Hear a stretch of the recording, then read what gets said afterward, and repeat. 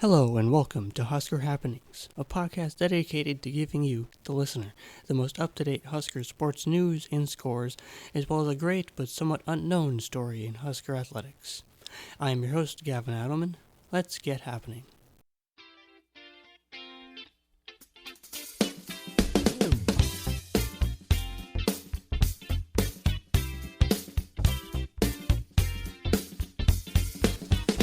To kick off this inaugural episode of Husker Happenings, as I will every episode, I'm going to take a quick dive into some recent news and scores around Husker Nation. First off, an extremely sad and hard-hitting piece of news out of Lincoln on Saturday, with the passing of Greg Sharp, legendary Husker radio broadcaster and voice of the Huskers for 17 years. Throughout the past year of his fight with pancreatic cancer, it truly has felt like a member of my own family was going through it. Even though I never got to meet Greg, he was the soundtrack to so many Husker fans' fall Saturdays, spring weekends, and so much more. Every single broadcast, he made every single one of his listeners feel like family and feel like he was talking just to them and explaining it like anybody would to their own family, and making everybody feel like family that he talked to and was broadcasting to. His many memorable calls and powerful voice will always be Huskers to me, and to so many more Husker fans. So my thoughts and prayers are with the Sharp family, the Huskers Radio Network family, and all of Husker Nation as we mourn the loss of a legend. Greg's fight with cancer felt a lot like my grandfather's, which my grandfather also brought me really into the Huskers radio and listening to the sports on the radio kind of world. And I wouldn't be here without him. I wouldn't be where I am and who I am without him. And my grandfather really, like every single Husker baseball game, he would always have this little black portable radio that he would hook up little headphones to, put one earbud in his ear and listen to Greg and Ben call the games at the games, because my grandparents had season tickets forever, and they would go to a lot of games every spring, and my grandpa would always have the radio call on his ear. And Greg really reminded me a lot of my grandfather every game I listened to, and it really means a lot to hear every time I hear Greg call games. So now on to some very positive news out of Husker Nation. Next up, the Husker women's swim and dive team broke multiple school records at the Big Ten Championships in Columbus, Ohio on Wednesday. One of the new school records was in the 200 medley relay, where Virginia Consiglio, JoJo Randby, Ann Vlaho, and Maisie Guilford swam the event in 1 minute 38 seconds and 50 hundredths, which breaks the previous school record of 1 minute 39 seconds and 13 hundredths set back in 2013. That is a very good gap to have in a new record in any timed event like in a track or a swimming. The other new school record broken was in the 800 freestyle relay, where Beatrix Tonko, Jenna Jorgensen, Maisie Guilford, and Julia Marquis swam the event in 7 minutes, 7 seconds, and 35 hundredths, while also placing in the top 10 for the day. They broke the previous school record of 7 minutes, 10 seconds, and 77 hundredths set back in 2020. That's over 3 whole seconds that they broke the old record by. That is a long time in swimming and track. The record-breaking day at the Big Ten Women's Swimming and Diving Championships helped the Husker women to an 8th place standing in the 14-team field, with 76 points going into the second day of competition on Thursday, February 20th.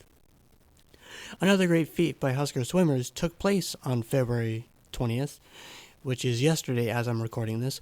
Jenna Jorgensen broke her own school record in the 500 freestyle finals, where she swam it in 4 minutes, 39 seconds, and 31 hundredths, breaking her previous record of 4 minutes, 41 seconds, and 3 hundredths last season. Jorgensen now owns the top 2 times in the 500 freestyle in program history. Congrats to her and the Husker swim and dive team on a solid showing through the first 2 days of competition at the Big Ten Championships, where the Huskers currently sit at 9th in the 14-team field with 154 points.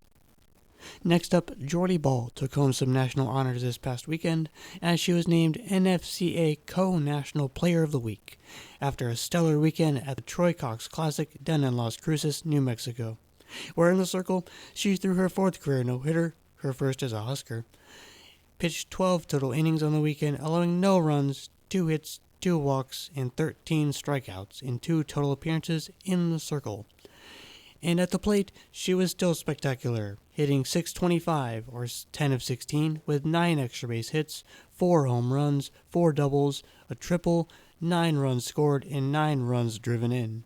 She included a career high in hits, doubles, triples, and tied her career high in runs and extra base hits, with 4 hits, 2 doubles, a triple, 3 runs scored, and 3 extra base hits against Montana in the final game of the weekend.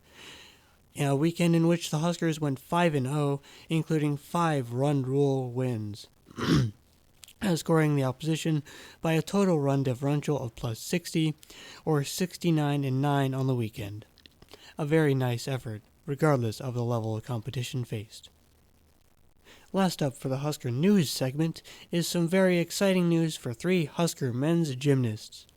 Taylor Kostopoulos, Caden Clinton, and Alex Natasha will all be competing in the USA Gymnastics Winter Cup in Louisville, Kentucky, today, on Friday, February 21st, and on Sunday, February 23rd. The 3 Huskers will all be competing against Michigan's Fred Roberts, Stanford's Riley Lewis and Colt Walker, and Air Force's Patrick Hoops, and others, with the finalist performances determining the 2025 USA Men's Gymnastics National Team. The preliminary round of competition is on Friday, today, and the finals are on Sunday, with the national team being named after the finalists perform. So good luck to those 3 Husker men's gymnasts. Go Big Red and go Team USA.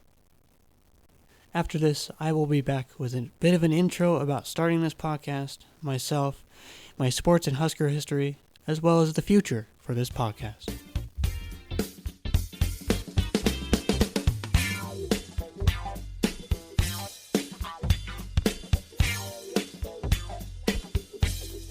Welcome back.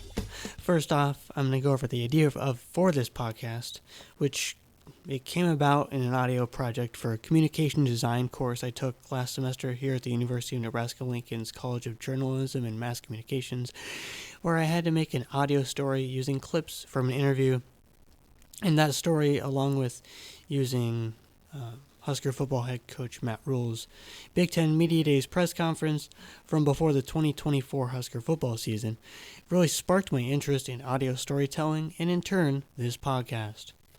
I also wanted to take this podcast in a different direction than most other sports talk shows and podcasts and just people that talk about sports in general, where they just talk about football players and baseball players and the top athletes that everybody talks about, and it's not fun. It's not as interesting as it really could be, as there are stories that aren't told. You know, there are stories that aren't told. There's stories that deserve to be told that aren't being told, and that's what I want to tell. I want to tell some stories that, you know, you might not hear about from other sources, from other podcasts or shows or radio shows or anybody like that. So, I really wanted to just take this podcast in a different direction and just tell people stories that don't normally get told, but are still as interesting of stories and people and athletes or coaches or whoever I'm talking about. You know, their story is interesting. Everybody's story matters. Everybody's story deserves to be told. And yeah, in short, that's kind of my goal for this podcast, is just to tell people's stories and interweave it with sports, Husker sports scores and news and fun stuff, just to kind of make it interesting and be an informative but fun to listen to podcast and just have fun, you know.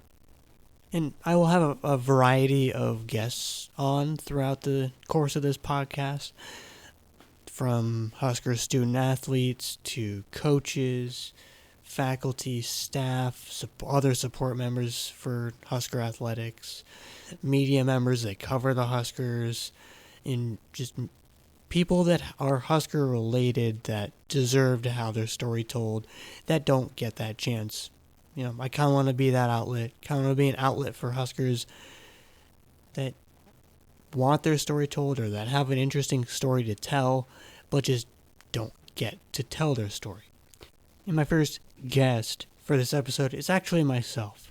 So soon I'll be kind of telling you my own story, my Husker story, and why I want to talk about the Huskers and why I'm a Husker fan and stuff like that. Both because I think it's honestly pretty interesting, my own story, and I have some good stories to tell along with, kind of explaining who I am. And I hope you enjoy the ride. Alright, so first off, a little bit about me, just in general. I'm a born and raised Nebraskan. I've lived in Lincoln my whole life. I was born here, raised here, went to elementary school, middle school, high school, and now college here. So I know I've been a Husker fan my whole life, just through being here alone, and my family too. But I've always been a Husker fan. I've always been interested in all things Husker and Nebraska.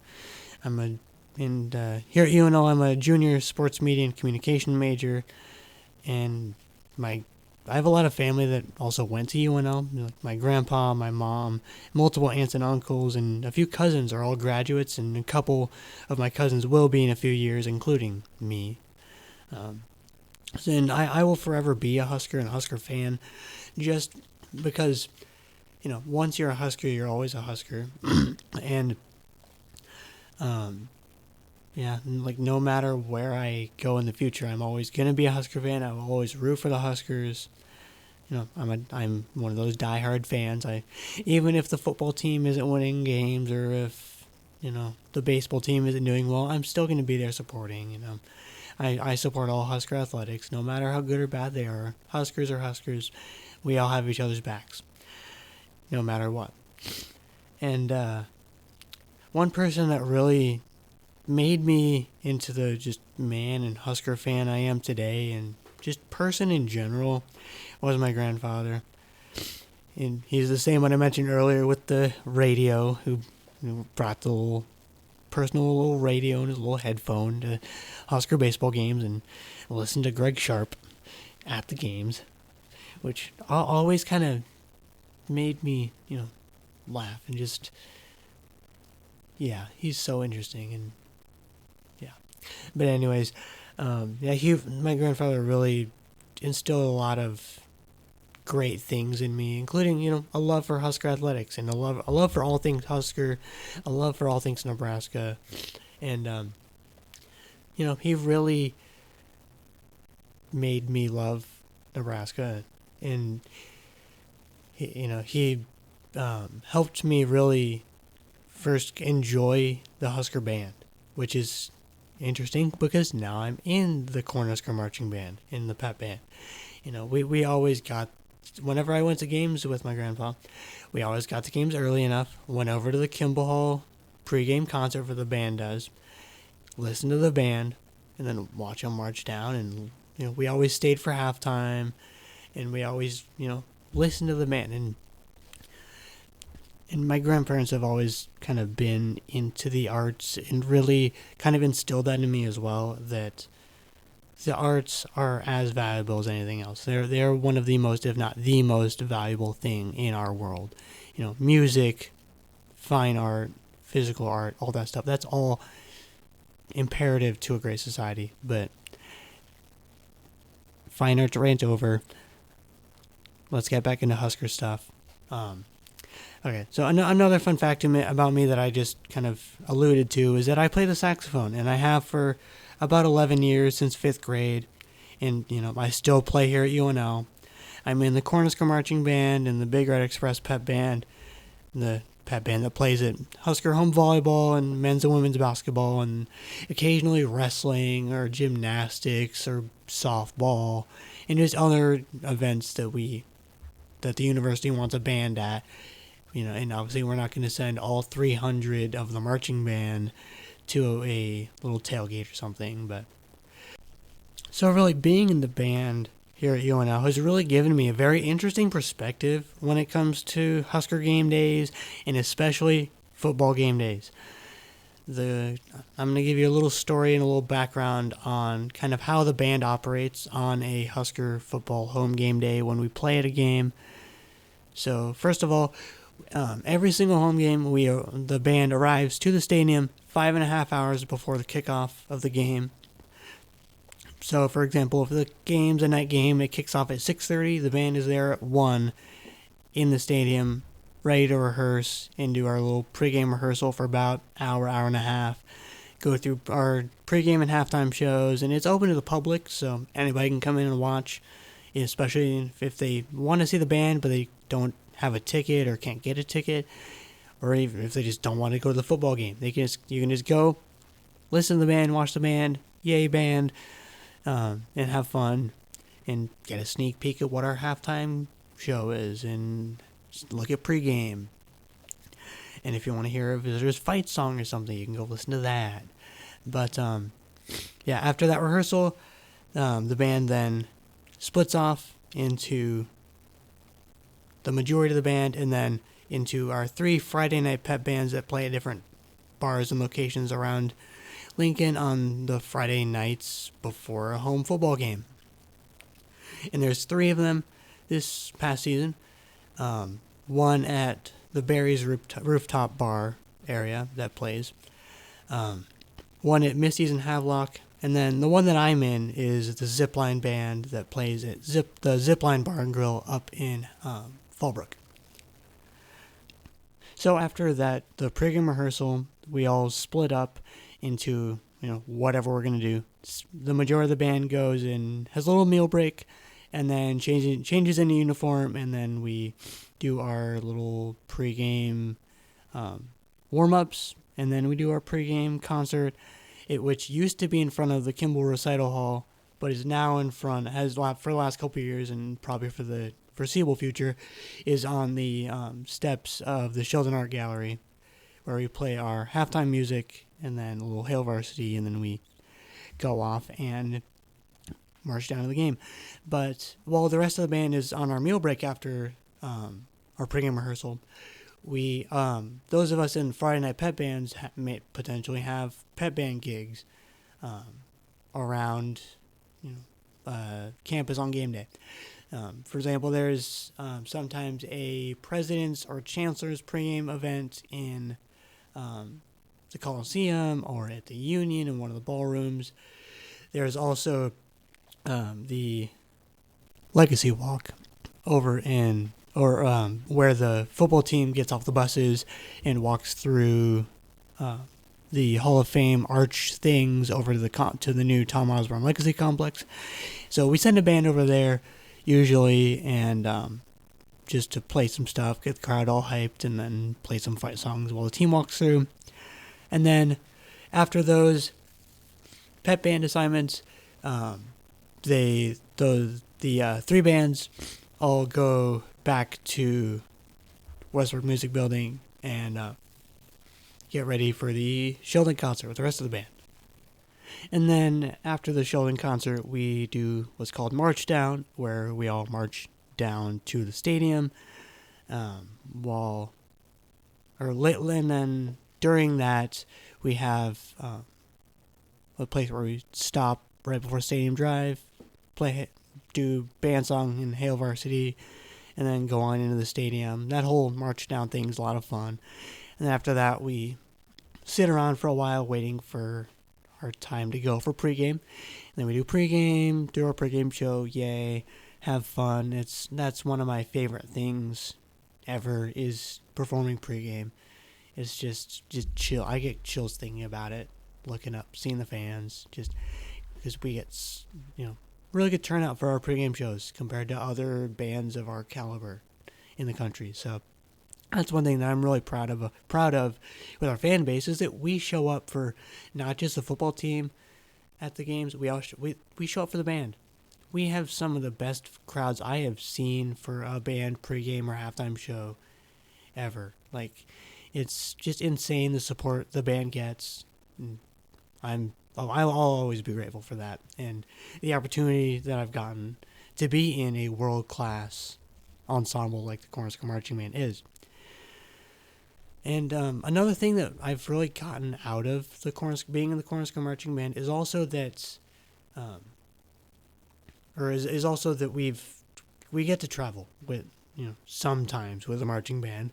I've only traveled once in my 4 years in the marching band, and that was this past winter, this past December, to the Pinstripe Bowl in New York City, which was a lot of fun, even though we were only in New York City for like 30 something hours. We flew down, or flew over to New York City Friday afternoon before the game, and then we went to Times Square that evening. Had fun. It was a lot of fun being there right before New Year's, seeing the ball before it drops, and just seeing Times Square in general. And it was very packed, which is not really my thing. I'm not not really a big crowd person, like big crowd, just being in a big crowd of people. That's just not me. I would rather just sit in my bed cuddled up with a book and a podcast. But yeah, I'm not a big crowds person. But anyways, we went to Yankee Stadium the next morning at like 6 a.m. We were supposed to have a rehearsal on the field, but it was all rainy, so the Yankee Stadium people were like, nope, you can't be on the field.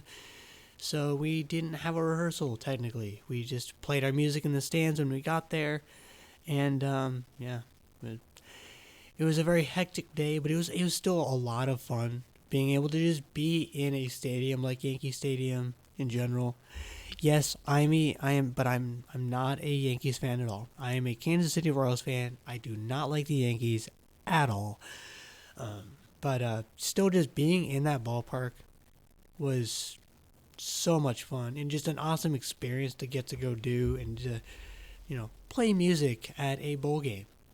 A lot of fun. And the field was a little sloppy just because it was rainy, but that honestly made it even more memorable and a lot more fun. Just the amount of adjusting we had to do at that really kind of grew me as a person, and it made it more fun and more memorable. But anyways, yeah. And then we after the game, literally right after the game, we changed out of uniform, and then flew home. So we didn't really spend a ton of time in New York City, but it was still a lot of fun to be able to go, travel, be at the first Husker Bowl game in 8 years, be at a Husker Bowl game win. It was just a lot of fun and, a free trip we got to go on. I'm never going to complain about a free trip, which is the same with every single band trip that we have for pep band or marching band. It's all paid for. We don't have to pay for travel, housing, even food. We get a per diem. So you could theoretically go on one of these trips without a single cent and be able to survive. You probably wouldn't be able to get any like merchandise or any extra stuff, but you'd be able to survive. With the pep band, I've done a lot more traveling. I've gotten to go to multiple Big Ten basketball tournaments, an NCAA women's basketball tournament game in Louisville, and 3 NCAA volleyball Final Fours, with Huskers making the national championship twice in those. I was in Columbus when they lost to Wisconsin in 5. That 5th set still, that still just stings inside. How close we were to a national title and just didn't do it. But that was still a fun trip and a fun couple games to go watch. Even though we bussed there, which was a long bus ride, not very fun. But the other 2 Final Fours were a lot of fun. In Tampa, where we beat Pitt in the first round again, which was kind of interesting, playing them in back-to-back Final Fours and winning in both matches. Back-to-back Final Fours for the Huskers. There was one in between where they didn't make it. But anyways, losing in that national championship match was, again, not fun to Texas. Getting swept. That was honestly a very hopeless feeling. Knowing that you can't do anything to help the team, and knowing that they're doing everything they can and they still couldn't really play the best that they could. Like, they were playing extremely well. It's just Texas was on such a hot streak at that point in the season. It was just, I don't think any volleyball team ever probably could have beat that Texas team the way that they were playing at that point in last season. And then I was at this past season's Final Four in Louisville, where the Huskers lost in the first match in 5 in a reverse sweep to the hands of Penn State. If there was any team that I would be kind of glad the Huskers lost to, I'm not glad that they lost, but any team that I'd be fine with losing to this past season in the Final Four, it would definitely have been Penn State, with their coach battling breast cancer. And the recent news of her beating it, and that seeing that made me so happy. Nobody should ever have to battle cancer, and to be able to beat it, and that's just such an inspirational story. And the fact that she was coaching through it and through all the chemo and all the different doctor's stuff and all the things that you have to go through battling it, and to coach at that high of a level and to win a national championship, that was just such an inspirational story to really follow. And and another really fun story I have from traveling with the pep band was in 2021, where I went to the NCAA women's basketball tournament first round, where down in Louisville, where the Huskers lost in the first round matchup to Gonzaga in the 8-9 seed game, which those games are always toss-ups, as they always will be. 8-9 seeds are usually either underseeded or overseeded. They never really feel like they should be an 8 seed or should be a 9 seed, like, for sure. Just in my opinion. That's just my opinion, though. It's not fact. It's my opinion. But after the Huskers lost, I believe it was a morning game, either morning or earlier in the day game. But that evening, when a bunch of us in the band were getting dinner at a restaurant by our hotel, it was like literally right across the street. It was like this kind of modern kind of bar kind of thing, and we got our food after the game. And anyways, to the point of my kind of story here, the real story is that after we got done eating, and after they got done eating, because I think we got there at about the same time ish, or no, they were ordering when right after we got done eating, and right after we got the check and all that stuff. When we were about to leave, Ani Evans came over with her little baby niece and introduced us to him, and thanked us for all of our support, and that really meant a lot. From hearing one of the players say that we did a good job in thanking us for our efforts, and it really made me and a lot of us feel heard and feel like we matter a lot to their game days and to what they do, and to be able to know that they care about us and that they know that we're here and that they want us to know that we matter to them really just meant a lot to me. And Ani kind of became one of my favorite players just because of that. And I'll forever be a really big fan of Ani Evans, no matter what she does. And that is the end of that story in the story segment as well. And that is also the end of this first episode of Husker Happenings. I hope you enjoy listening. You can follow me at HuskerGSA on Instagram and X. And thank you for listening, and talk to you later. Go Big Red and stay happening.